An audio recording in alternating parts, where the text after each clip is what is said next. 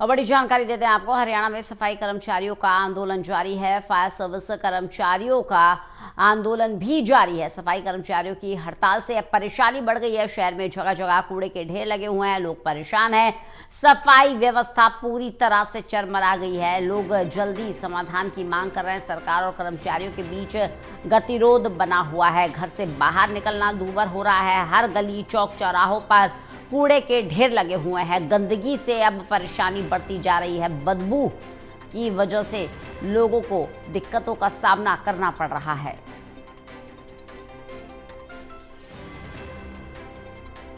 देवेंद्र कथुरिया हमारे साथ, हमारे एसोसिएट एडिटर जुड़ गए हैं ज्यादा जानकारी के साथ। देवेंद्र, जहां स्वच्छता अभियान पर फोकस है केंद्र सरकार का, राज्य सरकार का, वहीं सफाई कर्मचारी आंदोलन पर अड़े हुए हैं। अब तो तस्वीर ये हो गई है कि गली से बाहर निकलते ही कूड़ा नजर आता है, चौक चौराहों पर कूड़ा नजर आता है। ये तस्वीर हो गई है अब हरियाणा की। देखिए रंजना, भारत स्वच्छ अभियान एक तरफ चल रहा है, स्वच्छता पे जोर है, वो टीम प्रोजेक्ट है सरकार का। उसके बाद 15 अगस्त को हम देखते थे विशेष सफाइयां होती थी, क्योंकि आजादी का दिवस होता है, जश्न होता है, राष्ट्रीय पर्व। 15 अगस्त भी इस बार कूड़े और सड़ांध में गुजरा है। पहले 3 दिन हड़ताल की थी सफाई के, फिर 3 दिन, फिर 4 दिन की थी, फिर 3 दिन बढ़ा दी। तो आज 12वां 13वां दिन है। स्थिति बहुत खराब है। कल तो इतनी बुरी स्थिति थी, पानीपत का जीटी रोड जो शहर से दिल्ली को जोड़ता है, पानीपत दिल्ली पुराना जीटी रोड, जो ऊपर एक नया फ्लाईओवर तो बन गया, कल वहां कूड़े की गाड़ियां भर कर लाई सफाई कर्मचारी, जीटी रोड पर कूड़ा बिखेर दिया। बहुत पुलिस थी, कुछ ही आशंका थी। कल बीजेपी शहरी विधायक प्रमोद विज के दफ्तर पर भी, क्योंकि जीटी रोड पर दफ्तर है, वहां पुलिस का पहरा था कि कभी यहाँ ना आ जाए या कोई ऐसी अप्रिय घटना में घट जाए। बहुत तनाव की स्थिति थी। कल जीटी रोड पर ही कूड़ा फैला दिया गाड़ियां भरकर। तो 12-13 दिन हो गए, लोग परेशान हैं। सरकार से बातचीत अब तक इस दौरान 2 बार हुई है, लेकिन सिरे नहीं चढ़ी बात। अब बहुत ज्यादा निकलना, घरों से निकलना मुश्किल हो गया है। अब देखिए बारिश का मौसम है, सीवर में जब बारिश का एक्स्ट्रा पानी आता है तो ओवरफ्लो कर गंदा पानी सड़कों के किनारे, प्रमुख चौक चौराहे जो हैं, बाजार हैं, गलियां हैं, नालियां भरी पड़ी हैं, बदबू मार रही हैं, सीवर ओवरफ्लो हो रहे हैं, कूड़े के ढेर। 5000 टन से ज्यादा कूड़ा अकेले पानीपत में, आप अंदाजा लगा लीजिए पूरे हरियाणा की स्थिति क्या होगी। तो बहुत ज्यादा दिक्कत हो रही है। लोग मजबूर है, मुंह ढांप कर सड़कों पर निकलना पड़ रहा है। घर की सफाई तो लोग कर लेते हैं खुद, लेकिन घर से बाहर निकले तो कूड़ा ही नजर आता है फैला हुआ। तो स्थिति बहुत खराब है।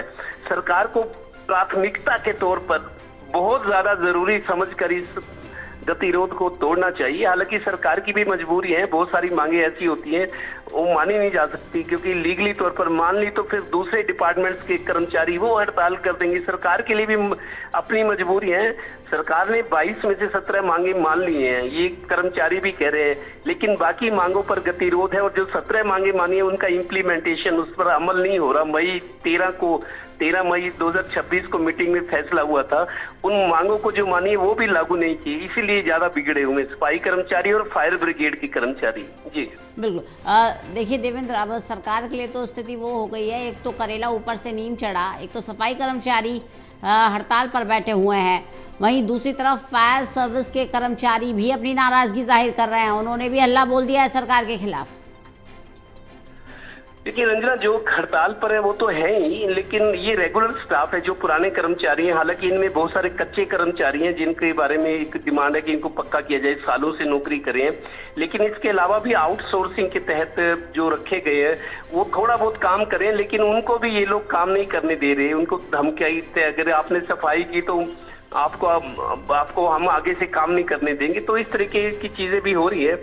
ये जरूर है कि अफसरों के घरों में जो लगे हुए हैं कर्मचारी, वो नगर निगम के हो या दूसरे डिपार्टमेंट्स के, अफसरों के घर तो साफ हो रहे हैं और लोग अपना घर भी साफ कर लेते, क्योंकि घरेलू सर्वेंट हर घर में है लगभग। तो वो घर भी साफ हो रहे हैं और अफसरों के घर भी साफ हो रहे हैं। लेकिन सार्वजनिक स्थान है, जो आप पार्कों में चले जाइए, आप चौक चौराहों पे, बाजार में, गलियों में, सब जगह गंदगी के ढेर हैं और नालियां भरी पड़ी है, बदबू मारी। अभी भी गर्मी का मौसम है, देखिए बारिश के आने के बाद स्थिति और जहाँ जल भराव हो गया वहां और दिक्कत है, मच्छर पनपने लगते हैं, बदबू तो है ही, बीमारी का भी खतरा बढ़ गया है। तो ये स्थिति है।